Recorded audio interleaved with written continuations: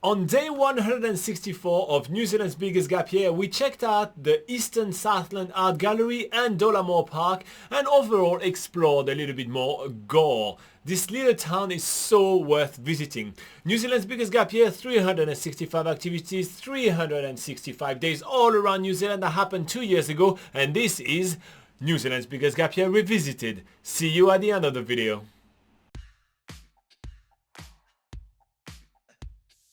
Today we're going to be doing heaps of free stuff around Gore, and we start with the Eastern Southland Art Gallery. It's an art gallery in the little township of Gore, which is right at the bottom of the Southland of New Zealand, and believe it or not, it features heaps of African art.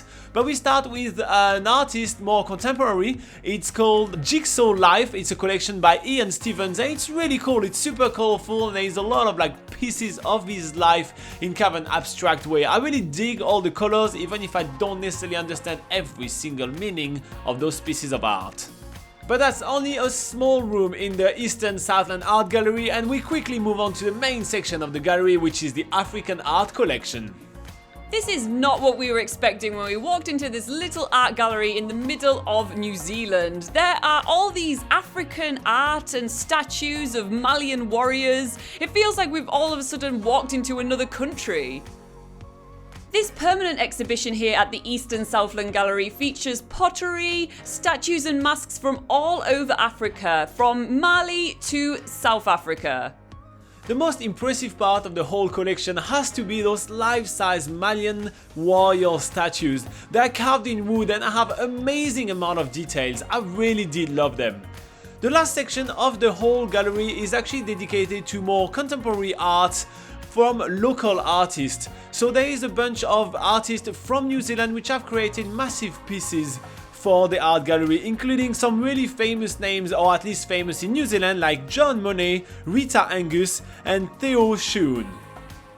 The Eastern Southland Gallery was really impressive to us. We did not think that in such a small village we'll be able to find such a cool art gallery. It's free for anyone to get into, and it's an awesome activity to do on a rainy day when in Southland, because you know what? It does rain a lot in Southland, but today is not one of those days. It's actually a great weather, so it gave us some more time to explore Dolamore Park, which is also where we are staying tonight. The Dolamore Park is a huge park in the Gore area. There is heaps to do: playgrounds, gardens, even some bushwalks. It's really awesome, and it's super cheap to stay there. If you do have a self-contained camper van like we have, you can stay there for only $10, which is really cool, and that has been our accommodation right here in Gore for the length of our stay. In Dolamore Park, we get the chance to explore the Croydon Bush Scenic Reserve, which is the largest part of surviving forest in the Hokanui Hills. There's about 95 hectares of podocarp forest to explore. And there's so many different bushwalks as well, which we're going to take advantage of today. The walks range from about 10 minutes to 4 hours. And right out of the gate, we're seeing a huge diversity of vegetation here. For instance, here is the Hound's Tongue, which we actually learnt about when we did a guided walk back in the Fiordland National Park. We are using that knowledge as we are traveling around New Zealand right now, which is pretty awesome. Apart from the Hound's Tongue, we also see all these trees with flaky bark, as well as all this moss hanging from the branches, sort of creating a veil through the forest. There's a lot of information signs as well, telling us about the biodiversity in this forest and how it works as a jigsaw, all working together.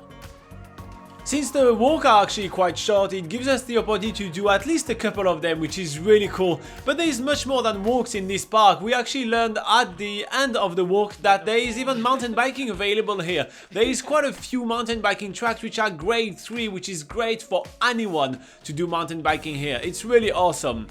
And this wraps up our day exploring the little township of Gore. There is really heaps to do here, and we're really stoked to be staying in such an amazing area. The Dolamore Park is the perfect place to stay if you travel around New Zealand with a camper and make your way down to the township of Gore. And then we move on to some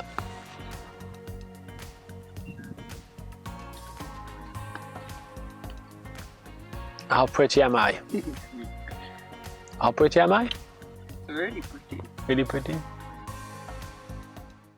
Cool guys, so as you can see, Gore has a lot more to offer than just driving through or driving by or completely forgetting about it. There is a lot to Gore and it really never gets enough love. I know I said that a lot during our last video, give some love to Gore, but seriously give some love to Gore. So same thing, this video wasn't really that popular the first time we published it, so not much comments right here. We just had Arizona Williams that says, oh my gosh, I am watching this and I am from Gore. So here you go, there are some locals and they exist. In the meantime, check out NZPocketGuide.com. It is the largest travel guide to New Zealand and we have plenty of travel guides even specific to Gore. We have the complete travel guide to Gore literally on the website, so you know what there is to do there. And also if you want to hang out with us, you know, this little set right here is where we do our live session every single Sunday, so you can join in, and it's at 8 AM on New Zealand time every Sunday, which is usually about Saturday evening if you're somewhere else in the world, and if you're from New Zealand, well, it's just bright and early to start your Sunday morning. Alright, that's all for me right now. I see you doing a day 165 coming up right soon. Bye bye.